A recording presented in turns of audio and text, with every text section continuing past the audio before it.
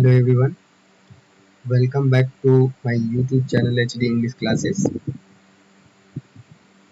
Friends, हम लोगों ने पिछले वीडियो में the portrait of a lady class 11 के हॉर्नबिल बुक से जो पहला चैप्टर पढ़ा था उसका हाफ पार्ट हम लोगों ने पढ़ा था। तो उस बचे हुए हाफ पार्ट को आज हम लोग कंप्लीट करेंगे। तो लेट्स स्टार्ट कि आज हम लोग उसको कंप्लीट करते हैं। हम लोगों ने आपने देखा होगा कि हम लोगों ने यहाँ तक पढ़ा था। That was a turning point in our friendship. Although we shared the same room, my grandmother no longer came to school with me. I used to go to an English school in a motor bus. There were no dogs in the streets, and she took to feeding sparrows in the courtyard of the city house. तो मतलब यहाँ तक story I थी कि हम लोग जब शहर चले गए, दादी को और मुझे भी बुला लिया गया शहर में। तो वहीं से हम लोगों के फ्रेंडशिप में थोड़ा सा टर्निंग आया, क्योंकि हम जो है अब स्कूल जाने लगे, इंग्लिश मीडियम स्कूल में जाने लगे और बस से जाने लगे। तो दादी मेरे साथ स्कूल नहीं जाती थी।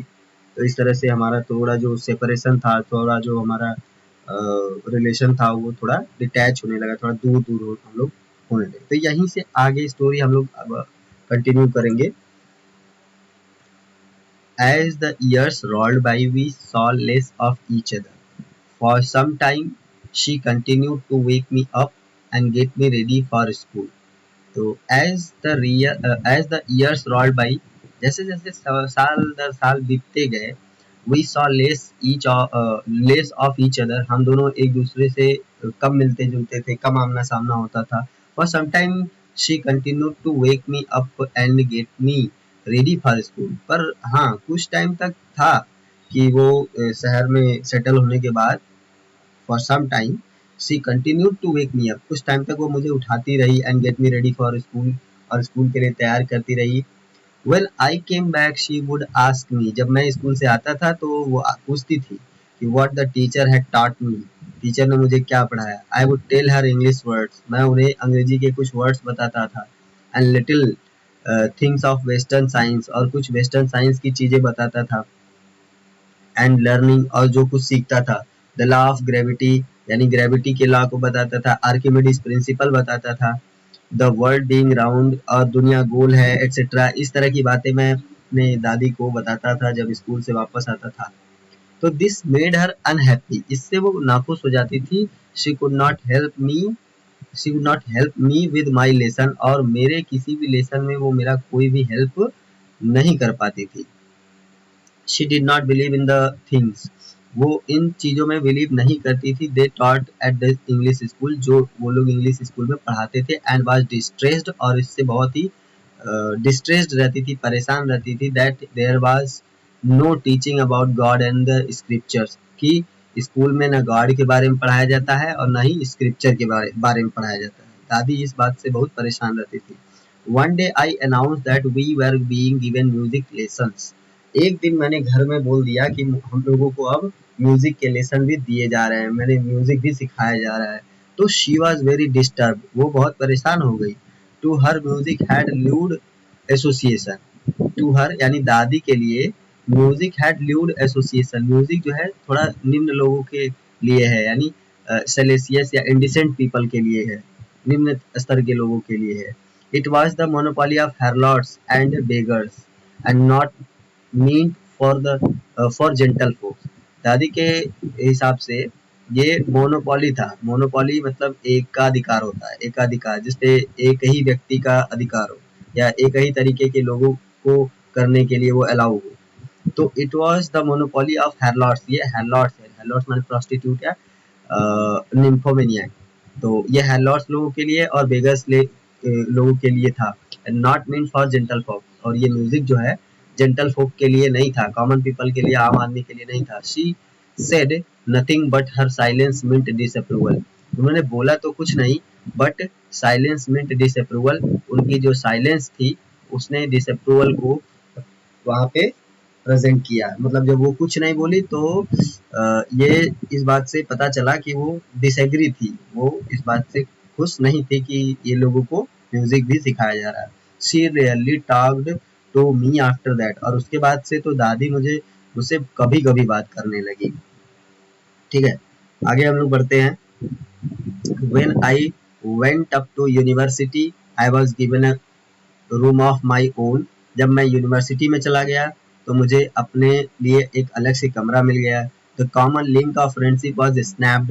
Snapped मतलब होता है break suddenly or completely, पूरी तरह से टूट जाना, अलग हो जाना. तो the common link of friendship was snapped. हम लोगों का जो common link था friendship का वो पूरी तरह से टूट गया, छूट गया. My grandmother accepted her seclusion. मेरी दादी ने अपने सेक्लूशन को एक्सेप्ट किया विद रेजिग्नेशन, उस रेजिग्नेशन के साथ, गिव अप के साथ, त्याग के साथ, ठीक है, सेक्रीफाइस के साथ. She rarely left her spinning wheel to talk to anyone. कभी मुश्किल से ही कोई ऐसा दिन होता होगा जिस दिन वो अपने स्पाइनिंग व्हील को छोड़ के उठती होगी टू टॉक टू एनीवन, किसी से बात करने के लिए. फ्रॉम सनराइज टू सनसेट, सूर्योदय से लेके सूर्यास्त तक, she set by her own wheel spinning and reciting prayers. वो सुबह सूर्योदय को बैठती थी और सूर्यास्त तक वहीं अपने चरखे के पास बैठी रहती थी और चरखे को चलाती रहती थी, घुमाती रहती थी. ओनली इन द आफ्टरनून, सिर्फ दोपहर में, she relax for a while, थोड़ी देर के लिए वो रिलैक्स करती थी. और वो भी रिलैक्स क्या, वो थोड़ी देर के लिए उठती थी to feed the sparrows, sparrows को खाना खिलाने के लिए. While she sat in the veranda, जब वो बरामदे में बैठी होती थी और क्या करती थी, breaking the breads into little bits, रोटियों को छोटे छोटे टुकड़ों में तोड़ती थी और उसको उन बर्ड्स के सामने फेंकती थी. Hundreds of little birds collected round her, creating a veritable bedlam of chirping. और सैकड़ों स्पैरोज और बर्ड्स उसके साथ, उसके आसपास कलेक्ट हो जाते थे, अगल बगल कलेक्ट हो जाते थे. और क्या करते थे वो birds, creating a veritable bedlam of chirping, यानी refers to the noise and confusion caused by the chirping of the sparrows. जो chirping, sparrows chirping जो कर रहे हैं उससे confusion, noise and confusion create होता था, मतलब शोर शराबा होता था और confusion होता था, कुछ समझ में नहीं आता था पर एक शोर होता था, ठीक है. Some came and perched on her leg, कुछ तो स्पैरोज आके उसके पैर पे बैठ जाते थे. अदर ऑन हर शोल्डर्स, कुछ उसके कंधे पे बैठ जाते थे. Some even sat on her head, even कुछ तो उसके सिर पे भी बैठ जाते थे. शी स्माइल्ड, बट वो उस पे मुस्कुराती थी, but never shoot them away, लेकिन वो कभी उनको भगाती नहीं थी. It used to be the happiest half hour of the day for her, और ये उस पूरे दिन का सबसे खुशनुमा आधा घंटा उसके लिए होता था. इसके बाद आप देख सकते हैं हियर इन द पिक्चर कि grand mother is sitting by her spinning wheels, वो अपने स्पाइनिंग व्हील के पास बैठी हुई है और उसको चला रही है. And now you can see grandmother is sitting here in the बरामदा and feeding the sparrows. Sparrows are collected around her, तो वहाँ पे स्पैरोज आसपास इकट्ठा हुए हैं, दादी उनको खिला रही है. नेक्स्ट आगे हम लोग बढ़ेंगे तो वहाँ पे हम लोगों को मिलेगा कि when I decided to go abroad for further studies, जब मैंने ये डिसाइड किया कि अब मुझे अब्रॉड जाना है फॉर फर्दर स्टडीज के लिए, आई वाज श्योर, मुझे बिल्कुल विश्वास था, my grandmother would be upset, कि मेरी दादी बहुत परेशान होगी ये जान के. I would be away for 5 years, मैं 5 सालों के लिए उनसे अलग हो जाऊंगा.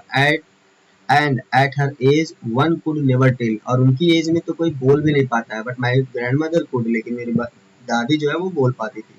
She was not even sentimental, और मेरी दादी सेंटिमेंटल भी नहीं थी. She came to leave me at the railway station, वो मुझे सी ऑफ करने, बाय करने या फेयरवेल करने रेलवे स्टेशन तक आई थी साथ में, बट डिड नॉट टॉक और शो एनी इमोशन, लेकिन मुझसे एक भी बार बात नहीं किया, किसी तरह का इमोशन नहीं शो किया. हर लिप्स मूव्ड इन प्रेयर, उसके जो लिप्स थे वो प्रेयर करते हुए मूव कर रहे थे. Her mind was lost in prayer, और उसका जो माइंड था, उसकी जो सोच थी, she was lost in her prayer, वो अपने प्रेयर में ही खोई हुई थी. Her fingers were busy telling the beads of her rosary, और उसके फिंगर्स जो थे वो रोजरी यानी जो वो माला है, चैपलेट है, उसके बीट्स को टेलिंग यानी इंचैंटिंग कर रहे हैं, काउंटिंग कर रहे हैं, ठीक है. इंचैंटिंग माने वो जो बीट्स है उसकी काउंटिंग करते हुए इंचैंटिंग करते हैं, माला जपना, कंठी जपना. Silently she kissed my forehead, और शांति पूर्वक उसने मेरे माथे पे किस किया. And when I left cherished the moist imprint as perhaps the last sign of physical contact between us, और जब हम उस वहाँ से चले तो वो जो दादी ने हमको किस किया माथे पे, तो आई left cherished, when I left I cherished the moist imprint, जब मैं वहां से चला तो आई चेरिश मतलब ट्रीजर्ड यानी संग्रहित कर लिया, उसको संजो लिया, द मॉइस्ट इम्प्रिंट वो नमी भरा जो निशान था, as perhaps the last sign of physical contact between us, शायद वो हमारे और दादी के बीच लास्ट फिजिकल कांटेक्ट था, but that was not so, लेकिन ऐसा कुछ नहीं हुआ। After 5 years I came back, मैं 5 साल बाद वापस आया होम घर को, and was met by her, और उनसे मिला एट द स्टेशन, और उसी स्टेशन। She did not look a day older, वो देखने में एक दिन भी बूढ़ी नहीं लग रही थी। She still had no time for words, अभी भी उनके पास किसी से बात करने का टाइम नहीं है। And while she clasped me in her arms, और पता है वहां पे उन्होंने क्या किया कि वो जब आए 5 साल बाद, तो दादी ने उनको क्लैस्प्ड यानी होल्ड टाइटली, उनको जोर से पकड़ी, उनको गले लगाया। I could hear her reciting, और यहाँ पे ऑथर बोल रहा है कि जब उन्होंने मुझे गले लगाया तो I could hear her reciting her prayers, मैं सुन सकता था कि वो प्रेयर की रिसाइटिंग कर रही थी, कुछ अपने मन ही मन गा रही थी अंदर ही अंदर। तो even on the first day of my arrival, मेरे आने के पहले दिन भी, her happiest moment were with her sparrows, उसके सबसे खुशनुमा पल जो थे वो स्पैरोज के साथ थे। whom she fed longer and with frivolous reviews, जिसे उन्होंने खूब थोड़ा ज्यादा टाइम तक उस दिन खिलाया और प्यार से डांटते हुए खिलाया। इन the evening a change came over हर, शाम के टाइम पे दादी में कुछ नजर आया, बदला बदला सा। शी डिड नॉट प्रे, उस दिन उन्होंने प्रे नहीं किया। She collected the women of the neighbourhood, उन्होंने आस पड़ोस की महिलाओं को जुटा लिया। गॉट एन ओल्ड ड्रम, और एक पुराना ढोल कहीं से लाई। एंड स्टार्टेड टू सिंग, और गाना गाने लगी। For several hours she thumped, उन्होंने घंटों तक ढोल को बजाया। The sagging skin of the dilapidated drum, यानी कि the loose surface of the worn out drum, एक फटे पुराने ड्रम का जो स्किन था वो थोड़ा सैगिंग यानी सिकुड़ चुका है, उसको उन्होंने घंटों तक पीटा, घंटों तक बजाया। Sorry. And सैंग of the home coming of warriors, और उन्होंने गाना क्या गाया, होम कमिंग ऑफ वॉरियर्स यानी योद्धा के घर वापस आने का गाना गाया। तो we had to persuade her to stop to avoid overstraining, हम लोगों ने उन्हें रोकने की कोशिश की। टू अवॉइड ओवर स्ट्रेनिंग से बचने के लिए, कहीं ओवर स्ट्रेनिंग ना हो जाए उनको। The that was the first time, that was the first time since I had known her that she did not pray, पहली बार था जब मैं इस बात को केयर किया कि दादी ने प्रेयर नहीं किया। The next morning she was taken ill, अगले दिन वो थोड़ा सा बीमार पड़ गई। It was a mild fever, उनको थोड़ा सा बुखार आ गया। And the doctor told us that it would go, doctor ने हमें कहा कि ठीक हो जाएगा ये। But my grandmother thought differently, लेकिन मेरी दादी माँ ने इस बात को अलग तरीके से सोचा। She told us that her and was near, उन्होंने कहा कि अब मेरा एंड जो है वो बहुत ही क्लोज है, मैं अब मरने वाली हूँ। She said that since only a few hours before close of the last chapter of her life she had omitted to pray। हाँ, यहाँ पे देखिए, she told us, उन्होंने हमसे बताया, that her end was near, कि उनका जो end है वो नियर है। she said that, और उन्होंने कहा कि since only a few hours, वहाँ पे लिखा है she said that, उन्होंने कहा है she was not going to waste any more time talking to us, थोड़ा सा ध्यान देना होगा कि यहाँ पे she said that से लेकर फिर यहाँ पे कॉमा है, यहाँ कॉमा और यहाँ कॉमा, तो इसको इसके साथ हम लोग पढ़ लेते हैं। she said that she was not going to waste any more time talking to us, वो हम लोगों से बात करने में अपना टाइम वेस्ट नहीं करने वाली है। since only a few hours before the close of the last chapter of her life, क्योंकि ये उनके जीवन के आखिरी कुछ पल है। She had omitted to pray, जब उन्होंने अपना प्रे जो है omit कर दिया, omit यहाँ पे छोड़ दिया है। अब आगे आगे है यहाँ पर, अब देखेंगे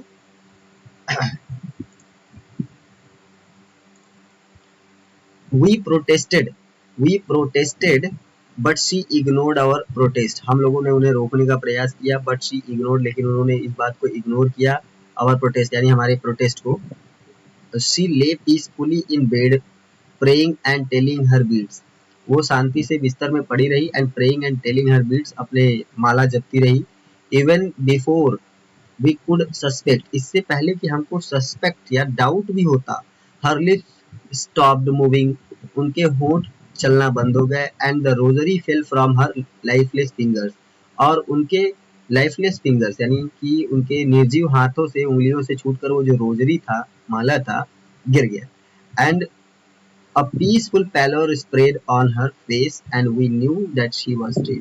उनके चेहरे पर एक पीलापन आ गया on her face and we knew that she was dead, और अब हमें पता चल गया, अब हम लोग समझ गए कि ग्रैंडमदर इज नो मोर, दादी is no more. We lifted her off the bed and as is customary laid her on the ground and covered her with a red shroud. After a few hours of mourning, we left her alone to make arrangement for her funeral. तो we lifted her off the bed, उनको हम लोगों ने bed से उतार दिया, and as is customary और रीति रिवाज के अनुसार laid her on the ground, उनको ग्राउंड पे लिटाया गया, and covered her with a red shroud, और उनको एक रेड श्राउड से कवर किया गया।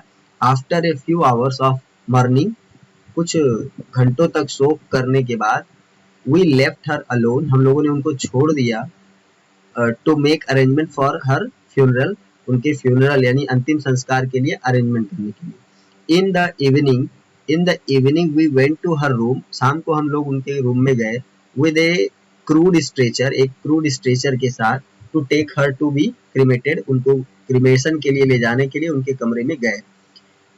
तो क्या हुआ, द सन वॉज सेटिंग, उस समय सूर्यास्त हो रहा था, and had lit her room, और उनके कमरे में प्रकाश किया, एंड वरांडा, और बरामदे में, with a blaze of golden light से। We stopped halfway in the courtyard, और हम लोग कोर्ट यार्ड में ही, बीच में ही, हाफ वे, बीच में ही रुक गए। All over the veranda and in her room, right up to where she lay, dead and still wrapped in the red shroud, thousands of sparrows sat scattered on the floor. जहाँ पे हम लोग उनको लेकर रुके, तो वहाँ क्या सीन था कि ऑल ओवर द veranda, पूरे बरामदे में, एंड इन अ रूम, उनके रूम में, right up to where she lay, जहाँ पे उन्हें लिटाया गया था, डेड, मृत होने के बाद, and stripped wrapped in the red shroud, और जहां उनको रेड श्राउड में लपेट कर रखा गया है। थाउजेंड्स ऑफ स्पैरोज सेट, हजारों स्पैरोज जो है वहां पे बैठे हुए हैं, स्कैटर्ड ऑन द फ्लोर, जो फ्लोर पे स्कैटर्ड है, बिखरे हैं, यहाँ वहां बैठे हैं। देयर वाज नो चिरपिंग, और वो स्पैरोज जो है, they are not making noise, they are not creating the sound of chirping. तो we felt sorry for the birds, तो हम लोगों को उस बर्ड्स को देख के बड़ा दुखी हुआ। And my mother fetched some bread for them, मेरी माँ ने कुछ रोटी के टुकड़े, कुछ रोटी लाई उनके लिए। She broke it into little crumbs, उसको छोटे छोटे टुकड़ों में तोड़ दिया। The way my grandmother use to, जैसे मेरी दादी तोड़ती थी। And threw it to them, और उसको फेंक दिया कि ये स्पैरोज खाएंगे। The sparrows took no notice of the bread, और स्पैरोज ने उस ब्रेड पे कोई नोटिस नहीं दिया, ध्यान नहीं दिया। when we carried my grandmother's corpse off, जब हम लोग मेरी दादी को लेकर वहां से चले गए, तो दे फ्लू अवे क्वाइटली, वो स्पैरोज भी क्वाइटली वहां से उड़कर चले गए। The next morning the sweeper swept the bread crumbs into the dustbin, और अगली सुबह स्वीपर ने उसको झाड़ करके या उठा करके ब्रेड क्रम्स को, रोटी के टुकड़ों को क्या कर दिया, डस्टबिन में डाल दिया। So this is all about the story the portrait of a lady by Khushwant Singh. तो उम्मीद करता हूँ कि आप लोगों को ये कहानी पूरी तरह से समझ में आया होगा। अगर इसके रिगार्डिंग किसी भी प्रकार की understanding in the of the story में कोई प्रॉब्लम आ रही है, तो आप लोग मुझे कमेंट बॉक्स में कमेंट करके बता सकते हैं। I would like to reply you all, I would like to make all the problems clear. So that's all for today, मिलते हैं नेक्स्ट वीडियो में, तब तक के लिए अपना ख्याल रखिएगा। और हाँ, अगर आप लोग नए मेरे चैनल पे नए थे, तो नए हैं तो उसको सब्सक्राइब कर लीजिए, और अगर अपने अच्छा लगा है वीडियो तो उसको अपने फ्रेंड्स के साथ शेयर भी जरूर करिएगा। That's all for today. Thank you.